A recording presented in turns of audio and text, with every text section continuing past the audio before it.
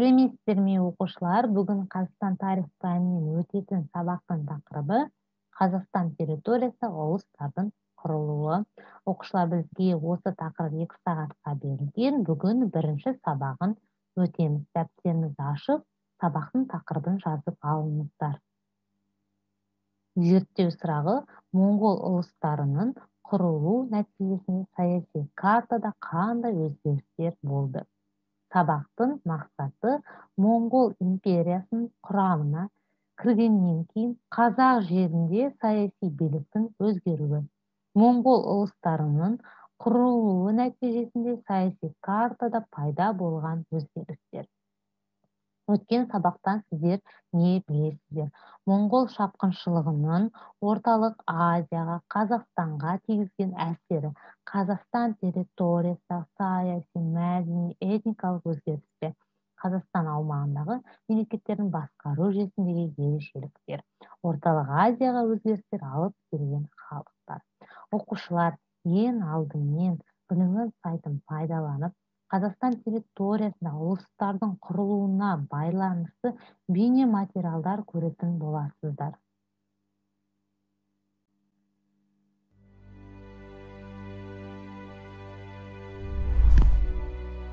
Бір 1219-1224 жылдарда болған Моңғол шапқыншылығынан кейін Қазақстан мен Орта Азияны Шыңғысхан империясы басқарды.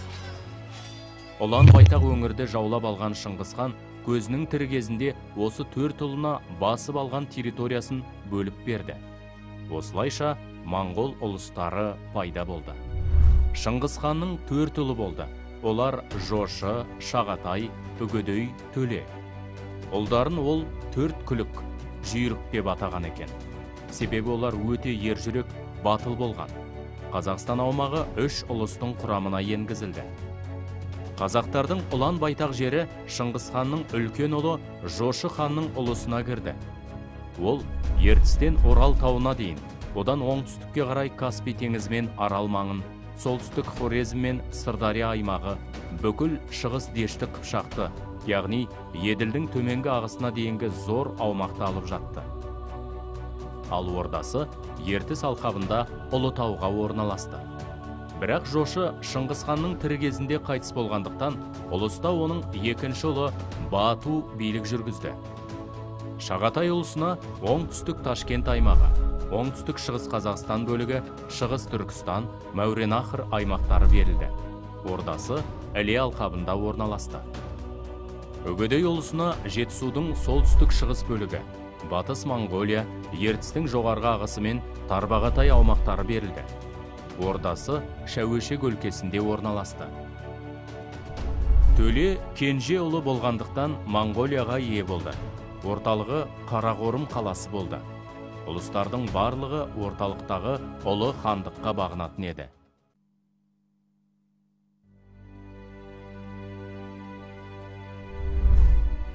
Бір 1235 жылы Қарақорымда өткен құрылтайда батысқа Моңғол атының тұяғы жеткен жерге дейін Еуропа жеріне жорық жасау туралы шешім шығарылады.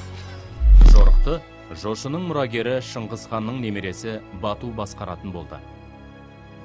Ол 1236 жылдан бастап батыс Дешті Қыпшақ даласына шабуылын бастайды. Одан кейін Еділ бұлғарларын, Мордваларды басып алып, ірі орыс князьдіктерін талқандайды. Польша, Венгрия, Чехия және басқа мемлекеттер Шыңғыс ұрпақтарынан аяусыз жеңіліс табады.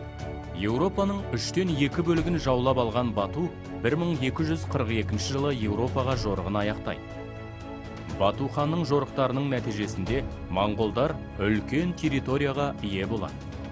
Оның шегі батыста Днестрге, шығыста Ертістен Алтай мен Тарбағатайға, солтүстікте Батыс Сібір ойпатына, оңтүстікте солтүстік Кавказға дейін жетті.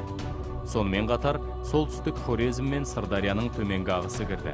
Және оңтүстік орыс князьдіктері де Батуға тәуелді болды. Осындай аса зор мемлекет ұлық ұлыс, ал жазба деректерінде Алтын Орда деп аталды. Алтын Ордада билік жүргізген хандар.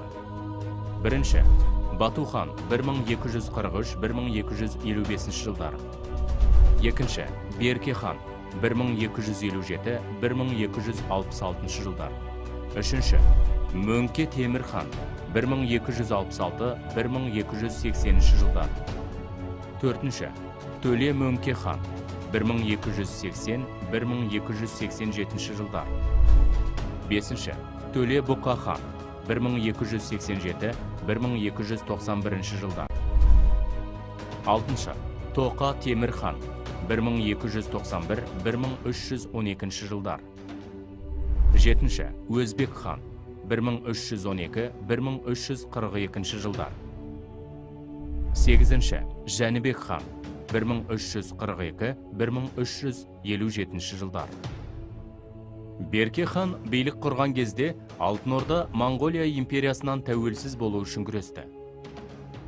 Орданың гүлденген кезеңі Өзбек ханның тұсында болды. Өзбек хан империяның түріктенген көшпелі халқын ислам дініне тартып, 1312 жылы ислам дінін мемлекеттік дін деп жариялады. Жәнібек хан 1342-1357 жылдар тұсында Алтын Орда саудасы мәдениеті жағынан дамыған биік деңгейге көтерілді. 14 ғасырдың екінші жартысынан бастап Алтын Орда ішкі алауыздықтың әсерінен әлсірей бастады. 1357-1380 жылдар аралығында билікте 20-дан астам хан болды. 1380 жылы Мамай мырза басқарған Алтын Орда әскері Куликов даласында Дмитрий Донской әскерінен жеңіледі. Осыдан кейін Алтын Орда әлсірей түседі. 14 ғасырдың аяғындағы Мәуереннахр билеушісі Әмір Темірдің жойқын шабуылдары да Алтын Орданың ыдырауына әсер етті. Ақсақ Темір шабуылынан кейін Алтын Орда ыдырап, оның құрамынан Ақ Орда, Ноғай Ордасы, Сібір, Қазан, Қырым және Астрахань хандықтары бөлініп шықты. 15 ғасырдың соңына қарай Алтын Орда мемлекеті өмір сүруін бір жолата тоқтатты. Біз бейне материалды көріп аяқтадық. Ал енді қысқаша конспектті оқыңыздар.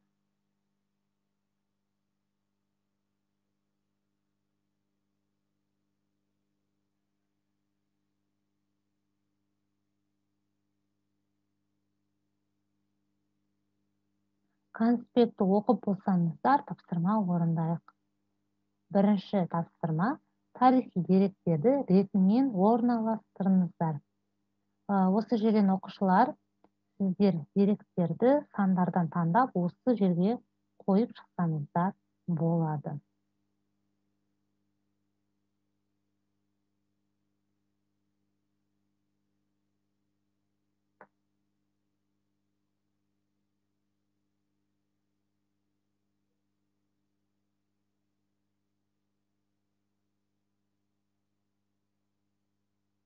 Бірінші тапсырмамызды орындап болсақ, екінші тапсырмамызды орындайық.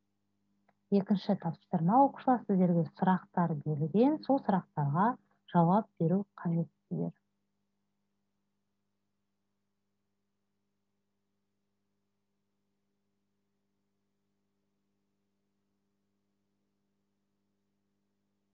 Оқушылар, егер сіздер тапсырмаларды орындап болсаңыздар, бүгінгі біздің сабақ аяқталды. Сау болыңыздар.